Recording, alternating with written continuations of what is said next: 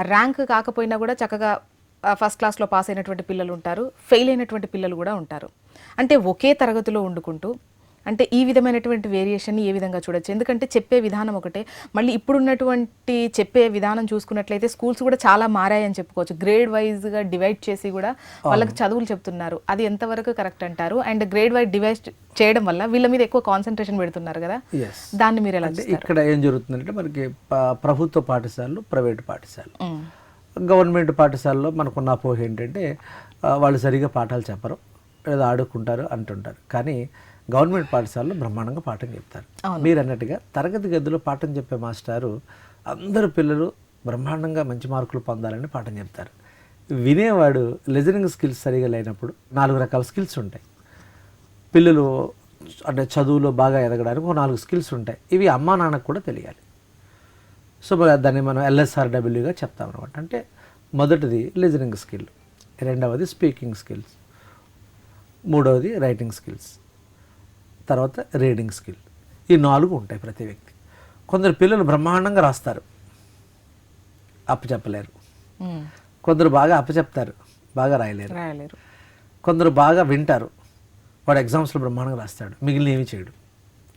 అసలు పిల్లలో ఈ 4 రకాల స్కిల్స్లో ఏది బాగుందో తల్లిదండ్రులు కూడా ఐడెంటిఫై చేయాలి. తరగతి గదిలో పిల్లవాడు సరిగా పాఠం వింటున్నాడు లేదా అనే అంశం మీద ఎంతమంది తల్లిదండ్రులకు అవగాహన ఉంది? రెండవది, ఎంతమంది ఉపాధ్యాయులు తరగతి గదిలో ఈ పాయింట్ని బేస్ చేసుకొని చెప్తున్నారు? పిల్లవాడు జాగ్రత్తగా పాఠం వింటే వాడు 50% భయం ఉండదండి. వినాలి, ముందు వినేటట్టుగా పాఠం చెప్పాలి. ఎప్పుడైతే పాఠాన్ని వింటాడో అది వాడికి ఎప్పుడు గుర్తుంటుంది.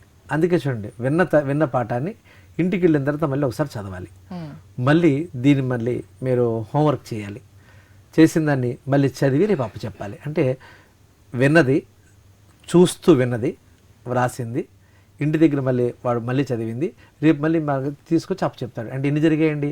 24 గంటల్లో ఈ ప్రక్రియ అంతా జరిగింది. ఇది జరగాలి. ప్రిపరేషన్లు ఏముండాలంటే ఏ రోజు పాఠాలు ఆ రోజు కంప్లీట్ చేయాలి. స్టూడెంట్స్ చేసేటట్టుగా తల్లిదండ్రులు దగ్గరుండి చేయించాలి.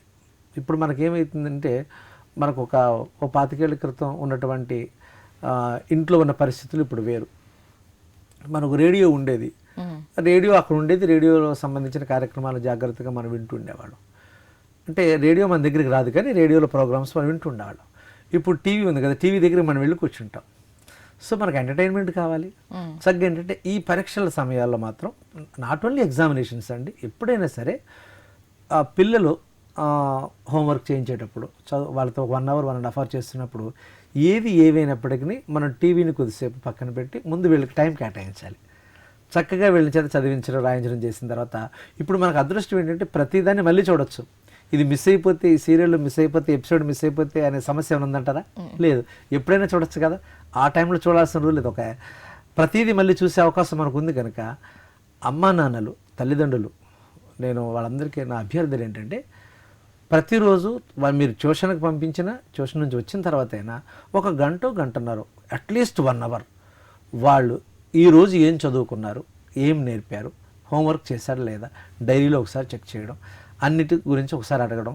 వాడికి ఏదైనా సబ్జెక్టులో కాస్త ఇబ్బంది ఉంటే, ఏదైనా అర్థం కాకపోతే వెంటనే ఆ రోజే నోట్ చేసుకోవడం, కన్సర్న్ టీచర్కి ఫోన్ చేసి నిన్న చెప్పినటువంటి పాఠం మా వాడికి అర్థం కాలేదటండి అని ఒకసారి ఫోన్ చేసి మేడం ఒకసారి వాడిని చూడండి అని చెప్పడం. ఇలా మనం చెప్పుకుంటూ వెళితే, అంటే ఏ రోజు సమస్య ఆ రోజు కంప్లీట్ చేసుకుంటూ వెళితే వాడికి పరీక్షలు అనే భయం, అంటే పరీక్షలో ఏమొస్తుంది, ఏమి రాయాలి, ఏది రాస్తే ఏమైపోతుందనే భయం ఎందుకు ఉంటుందండి? అంటే ఇది మొదటి నుంచి జరగాల్సినటువంటి ప్రణాళిక.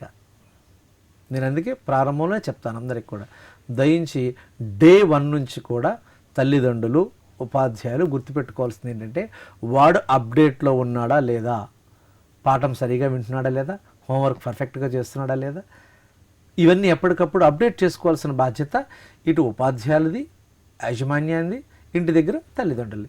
ఈ ముగ్గురు జాగ్రత్తగా వర్క్ చేస్తే వీడు పరీక్షల్ని సరదాగా హ్యాపీగా రాసేస్తాడు. అసలు భయపడాల్సిన అవసరం ఉండదండి.